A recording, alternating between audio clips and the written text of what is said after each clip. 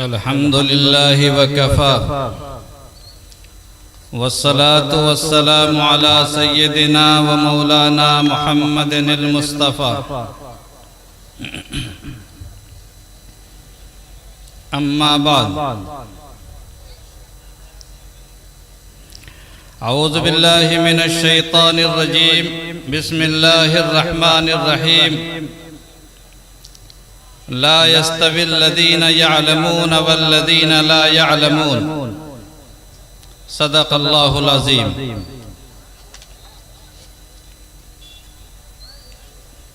मोहतरम हज़रात उलमाए किराम, बिरादरान इस्लाम और ख़वातीन इस्लाम और अजीज़ बच्चों,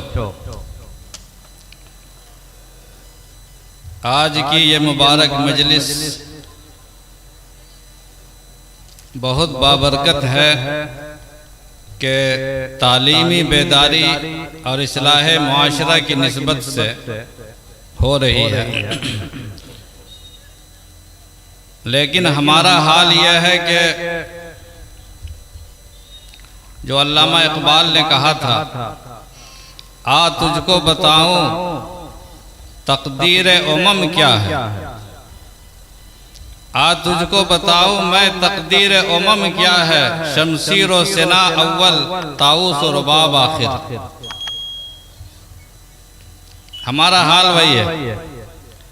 जब नौबत आती है शमशीर व सिना की कुछ काम करने की, तो हमारी कौम उठती नहीं, और जब ताऊस और रुबाब का मरहला आता तो बड़े जोश में लोग खड़े हो जाते हैं। किसी कौम के जवाल की अलामत यह है कि वो शमशीर और सना में पीछे रहे या ताऊस और रुबाब में आगे आ जाए। एक दौर था जबकि मुसलमानों ने इस मुल्क में न सिर्फ इस मुल्क की बल्कि मुसलमानों की और उम्मत मुस्लिमा की एक तकदीर बनाई और हमारे बुजुर्गों ने यहाँ की नदियों में, यहाँ की दरियाओं के किनारे वुज़ू किया था। हमने यहाँ की सरजमीन पर पेशानी रख करके अपने सजदे अदा किए थे जब इस मुल्क में हमारा कोई नहीं था। अकेले आए थे, चंद लोग थे, मुसलमानों का एक छोटा सा काफिला यहाँ आया था और उन्होंने अपनी मोहब्बत, अपने किरदार, अपने अखलाक से इस मुल्क में इस्लाम और ईमान को फैलाया।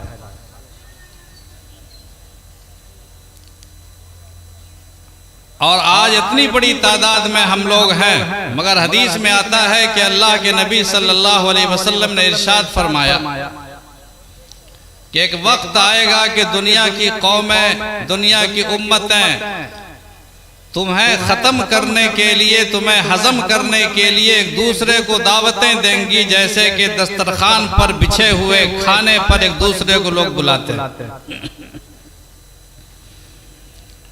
और सारी दुनिया मुत्तहिद होकर तुम्हें ख़त्म करने के लिए जमा होंगी, उनमें इत्तेहाद होगा। सहाबे किराम ने पूछा, या रसूल अल्लाह सल्लल्लाहु अलैहि वसल्लम, क्या हमारी तादाद उस जमाने में कम होगी?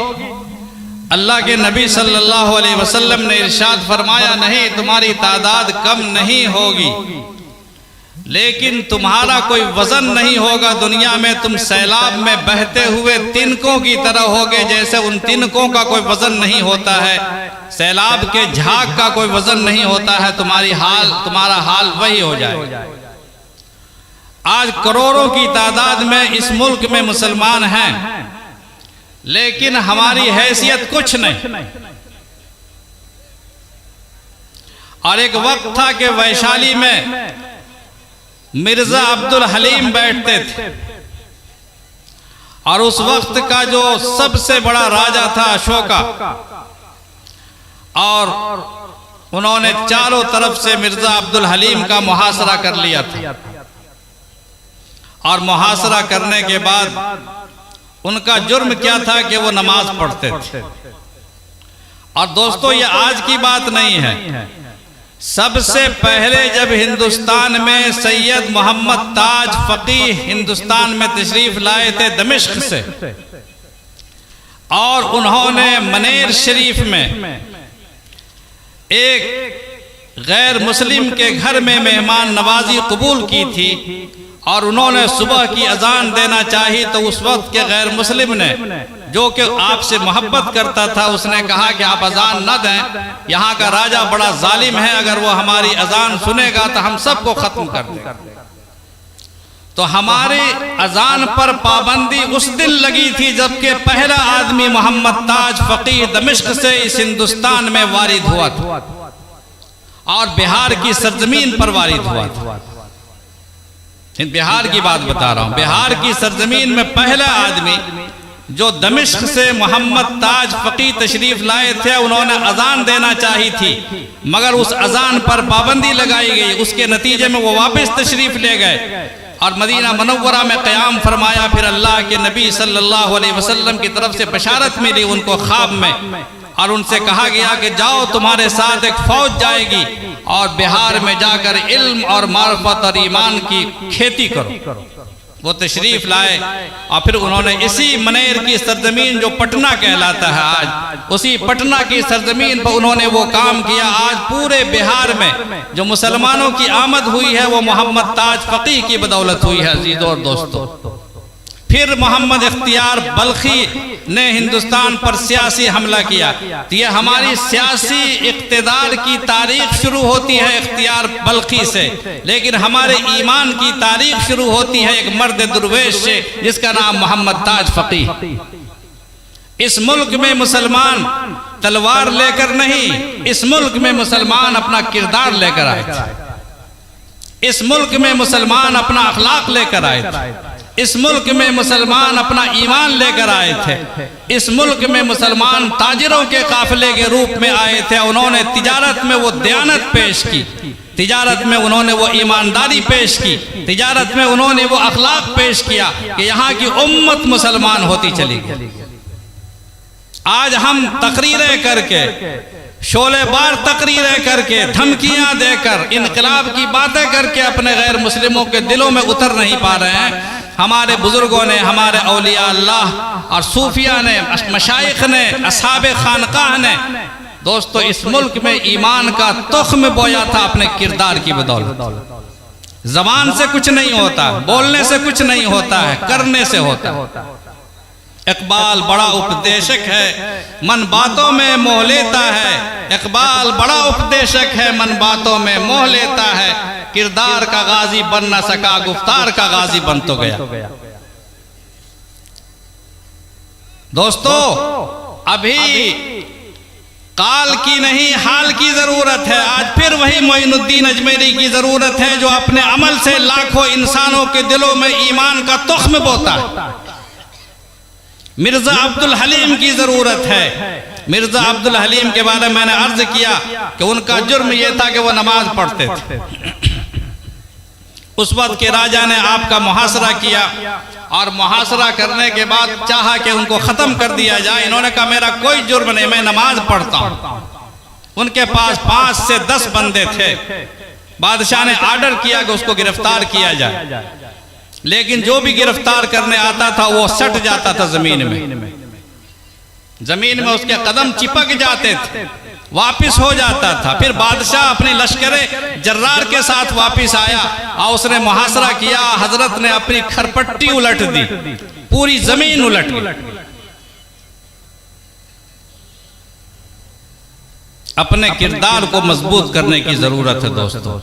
हमारे बुजुर्गों ने, सूफिया ने इस मुल्क में इस्लाम की इशाअत की है और आज मदरसे इस इस्लाम की हिफाजत कर रहे हैं। उन्होंने इशाअत की, मदरसे वाले हिफाजत कर रहे हैं। ये जामिया रहमत लिल बनात जो लड़कियों का तालीमी इदारा है, हमारे बहुत सारे बुजुर्गों ने, अकाबिर ने बहुत सारी बातें कह दी हैं। सचर कमेटी की रिपोर्ट बताती है कि मुसलमान इस मुल्क में सबसे ज्यादा अनपढ़ जमात है और आज उस कमेटी की रिपोर्ट आने के बाद बरसों बीत गए हैं मगर अब तक हमारी शरह तालीम में बढ़ोतरी पैदा नहीं हुई। इसलिए कि हम सिर्फ बोलना जानते हैं, करना नहीं जानते। हमें सिर्फ गुफ्तार आता है, किरदार नहीं आता है। हम ताऊस और रुबाब पे उछलना जानते हैं, शमशीर और सना पर अपना सर कटाना नहीं जानते।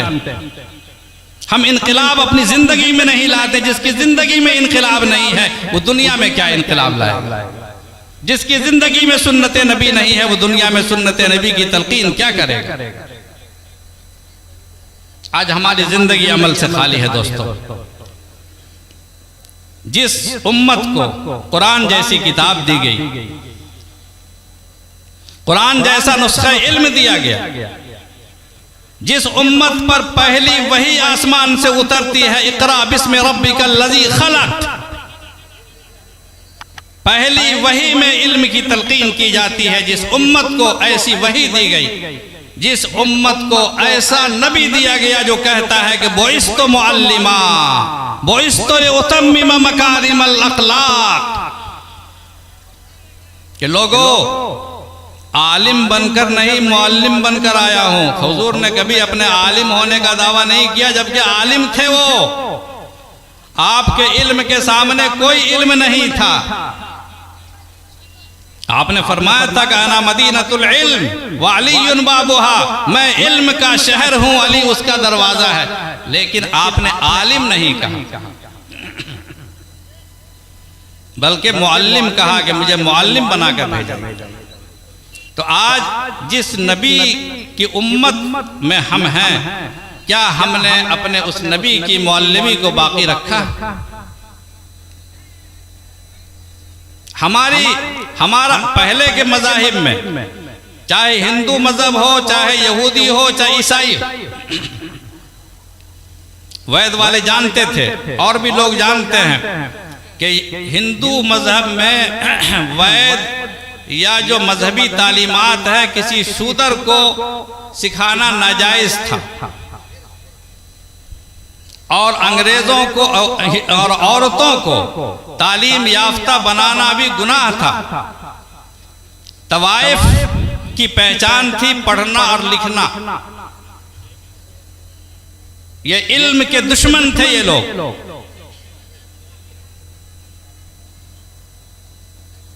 इन लोगों ने इल्म को एक हिसार में, संगीन हिसार में कैद कर लिया था। लेकिन आज वो कौम जिन्होंने इल्म से आगाज नहीं किया अपना, बल्कि जहल से आगाज किया, आज इल्म में किस कदर आ गए। साइंस और इसकी बहुत सारी ईजादात हैं जो यहूदियों ने और ईसाइयों ने ईजाद किया है। मुसलमानों ने साइंसी तरक्कियात से अपने सफर का आगाज किया था। मुसलमानों ने जमीन और कायनात और आसमान और बहरो बर का मुताला किया था। और हमारा नबी खुद अमली तौर पर न सिर्फ ये कि ज़मीन और आसमान का इल्म रखते थे, बल्कि उन्होंने मेराज के ज़रिए साबित कर दिया कि नबी और खाकी नबी वो मक्का से चलकर बैतुल मक़दिस तक जाता है और फिर सारी कायनात का सफ़र करता है, जन्नत और जहन्नम का सफ़र करता है। तो जिस नबी की हम उम्मत है, इल्म हमारे खमीर में शामिल, बल्कि हमारे यहाँ तो वो है, कुरान करीम में है क्या कि इंसान तो इंसान, अगर जानवर को, कुत्ते को भी सिखा दो, मुकल्लिबीन क्या मुकल्लिबीन यानी कुत्ते को अगर आप इल्म सिखा दें और उसको मश्क बता दें कि कैसे जानवर पर शिकार किया जाता है और कैसे जानवर पर हमला किया जाता है, तो कुरान कहता है कि जैसे तुम्हारा शिकार हलाल है, मुसलमान का शिकार हलाल है, कुत्ते का शिकार भी हलाल। तो इल्म कुत्ते को भी इंसान के दर्जे तक पहुंचा देता है। असहाबे कहफ का कुत्ता इतना साहिब इल्म हो गया कि असहाबे कहफ के साथ साथ उनके कुत्तों का भी शुमार हुआ। आज इल्म की जरूरत है दोस्तों, खास तौर से औरतों के इल्म। हमारे यहाँ इमाम बुखारी अलैहि रहमा और तमाम ही अइम्मे मुहद्दिसीन ने जो अपनी किताबों में बाब कायम किया है, बाबु इज़्ज़तिन निसाई व तालीमिहिन्ना, औरतों को नसीहत करना, औरतों की तालीम देना। कई किताबें उलमा ने लिखी है, बाबु इशरतिन निसा, तो औरतों को तालीम याफ्ता बनाना ये इस्लाम का फर्ज है, इस्लाम की तालीम है। तलबुल इल्म फरीज़तुन अला कुल्ल मुस्लिमिन व मुस्लिमतिन। तो इल्म की तलब, इल्म को तलाश करना, ये तो हर मुसलमान मर्द औरत पर इस्लाम ने फर्ज करार दिया। ये आजकल के लोग कहते हैं जबरी तालीम, हुकूमत जबरी तालीम का कानून नाफिज करती है कि हर छोटे बच्चे पर इल्म हासिल करना जरूरी है। ये तालीम है, नजरिया तो इस्लाम का। ये कौम तो इल्म की दुश्मन थी, लेकिन आज इल्म में इतना आगे बढ़ रही है दोस्तों। आज हमारा किरदार कम। इस मौके पे मैं कहना चाहूंगा कि इल्म की तौहीन होती है जब इल्म को बेवक्त पढ़ा जाए। अल्लाह के नबी सल्लल्लाहु अलैहि वसल्लम ने कभी भी 15 से 20 मिनट से ज्यादा की तकरीर कभी नहीं फरमाई। कोई साबित नहीं कर सकता है कि सरकार दो आलम सल्लल्लाहु अलैहि वसल्लम ने अपनी सारी जिंदगी में 15 से 20 मिनट से ज्यादा तकरीर फरमाई। लेकिन आप खतीबुल उमम थे, खतीब इंसानियत थे। इन्न मिनल बयान लसहरा, आपकी गुफ्तगू में जादू था। लेकिन फरमाते थे, बाद सहाबा ने फरमाइश की हजरत अब्दुल्ला बिन मसूद रज़ी अल्लाह ताला अन्हु ने कि या रसूल अल्लाह सल्लल्लाहु अलैहि वसल्लम, जरा हफ्ते में 2-4 10 बार अगर आपका खिताब हो जाए तो अच्छा है। अल्लाह के नबी सल्लल्लाहु अलैहि वसल्लम ने इरशाद फरमाया कि अगर मैं बार बार तकरीरें करने लगूं तो तुम उकता जाओगे, और दीन से उकता जाना यह सबसे बड़ी मुसीबत। आज जलसों की कसरत, रात भर की तकरीरें, ये सरासर सुन्नत के खिलाफ। 12 बजे के बाद तो सबका 12 बज जाता है, मुक़र्रिर का भी 12 बज जाता है, सुनने वालों का उससे ज्यादा 12 बन जाता है। पूरा मजमा गायब हो गया, चूंकि ताऊस और रुबाब का सिलसिला बंद और शमशीर और सेना की बारी आई, सारी उम्मत गुम। देखिए कितने लोग तैयारी, दूसरे लोग कितने तैयार हैं, क्या क्या करने के कितने मंसूबे हैं। तुम तेरी बर्बादियों के मशवरे हैं आसमानों में, बर्बादियों के मशवरे हैं। इस सरजमीन को हमारे बुजुर्गों ने अपने सजदों से आबाद किया। हमारे नमाजों की खुशबू इस जमीन में रची बसी है। हम दफन होते हैं इसी सरजमीन पर। दोस्तों, हमारा किरदार बहुत गंदा है, हमारा अमल बहुत गंदा है। सुन्नत हमारी जिंदगियों से निकल चुकी है, और हम अल्लाह से, अल्लाह के रसूल सल्लल्लाहु अलैहि वसल्लम से मोहब्बत करने वाले नहीं हैं। सिर्फ गुफ्तार के गाजी हैं, किरदार के आदमी नहीं है। दोस्तों, बहुत आसान है जलवत में माज अल्लाह कह देना, बहुत आसान है खलवत में गुले गुलगू से बच जाना। आर छांटना, औरतों का एक दूसरे की गीबत करना, एक दूसरे की बुराई करना, एक दूसरे की हक तलफी करना, अपनी बहू के साथ, अपनी बेटी के साथ, अपने बेटे के साथ, अपने माँ के साथ, अपने सास ससुर के साथ ज्यादती करना। कोई देखने वाला नहीं, घर के लोग सिर्फ देखने वाले हैं। लेकिन यह ख्याल इंसान को हो कि कोई देखने वाली आंख है जो हम सबको देख रही है। अल्लाह की निगरानी और अल्लाह की वो तीसरी आंख। जब तुम 2 आदमी होते हो, यकीन करो तीसरा एक अल्लाह मौजूद। ये एहसास पैदा होना चाहिए। तो इस मदरसे का पैगाम जामिया रहमत लिल बनात मुबारकबाद देता हूँ कि तमाम औरतें तालीम याफ्ता हों, हमारी औरतों में तालीम की शरह हो। मगर तालीम उसी वक्त तक तालीम रहती है जब इंसान में अखलाक भी हो, जब इंसान में अमल भी हो, जब इंसान में किरदार भी हो, जब इंसान में अल्लाह का खौफ भी हो, जब रसूलुल्लाह सल्लल्लाहु अलैहि वसल्लम की मोहब्बत भी हो। पहले ज़माने की औरतें अपना पेट काट कर, अपने बच्चों को भूखा रख करके, तकलीफें उठाकर अपने बच्चों को पढ़ाती थी या किरदार का सबक देती थी। इसलिए आज की इस मजलिस में जितने लोग भी मौजूद हैं, जो हमारी माएँ और बहनें मौजूद हैं, इस सबक को याद रखें कि किरदार को अपनाएं, अखलाक को अपनाएं, इल्म को अपनाएं, इल्म को फैलाएं और अपने बच्चों को पढ़ाएं। इस मदरसे में हो चाहे जहां इंसान को तौफीक, और अल्लाह से डरें। दूसरों पे तनकीद करना ये औरतों की सबसे बड़ी फितरत। कुरान करीम में है, तिलका उम्मतुन कद खलत लहा मा कसबत वलकुम मा कसबतुम वला तुसलूना अम्मा कानू यामलून। तुमसे तुम्हारे आमाल के बारे में सवाल होगा, दूसरों के आमाल के बारे में सवाल नहीं होगा। औरतें अगर अपना तहफ़्फ़ुज़ कर लें, अपने घर का माहौल दुरुस्त कर लें, इंशाअल्लाह हमारा घर इस्लामी हो जाएगा, हमारा मुआशरा सुधर जाएगा। मगर हम खुद बिगड़े हुए हैं, हमारा घर बिगड़ा हुआ है और हमारा दावा है कि हम मुसलमान हैं, लेकिन इस ईमान को अपने दिलों में उतारने की ज़रूरत है। ज़बान से कह भी दिया ला इलाहा तो क्या हासिल, दिलो निगाह मुसलमान नहीं तो कुछ भी। आँख से देखते हैं, औरतों को देखते हैं, मर्द औरतों को देखता है, औरत मर्द को देखती है। हज़ारों बुराइयाँ हमारी सोसाइटी। ये मोबाइल आपकी ज़िंदगी में, आपके घर में सांप की तरह, हमारी बेटियां, हमारी औरतें, हमारी बहनें बर्बाद हो रही है। इसको निकालें। हदीस में आता है कि एक वक्त आएगा कि हर घर में नाच और गाना होगा। आपके हर घर में नाच, बल्कि आपकी महफिल में नाच, आपकी ख़ाबगाह में नाच, आपके सोते सोते नाच। हम लोग अपने अकाबिर के वाक़यात में, इमाम अबू हनीफा रहमतुल्लाह अलैह के वाक़यात में हमने पढ़ा। दोस्तों, मैं अपनी माँ और बहनों और अपने नौजवानों से मुखातिब हूँ। हमने पढ़ा कि हमारे इमाम अबू हनीफा रहमतुल्लाह अलैह कभी कभी ऐसा होता था कि रात में नमाज शुरू फरमाते या कुरान की तिलावत शुरू फरमाते सुबह हो जाती थी।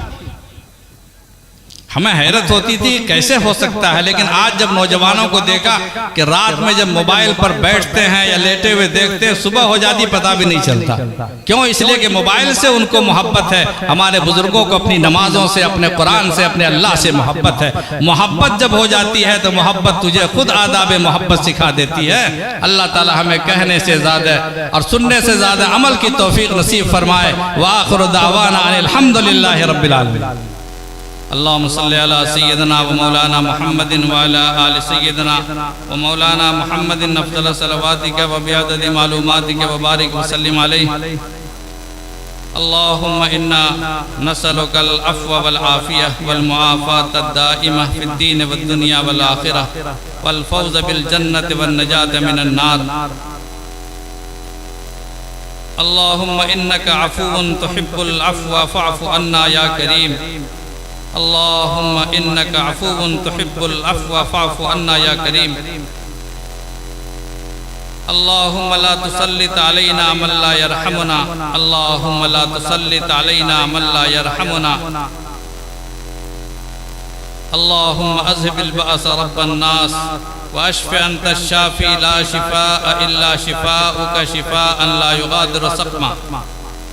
अज़हिबिल बअस रब्बन नास व अश्फ़ि अंत शाफ़ी ला शिफ़ाअ इल्ला शिफ़ाउका शिफ़ाअन ला युग़ादिरु सक़मा।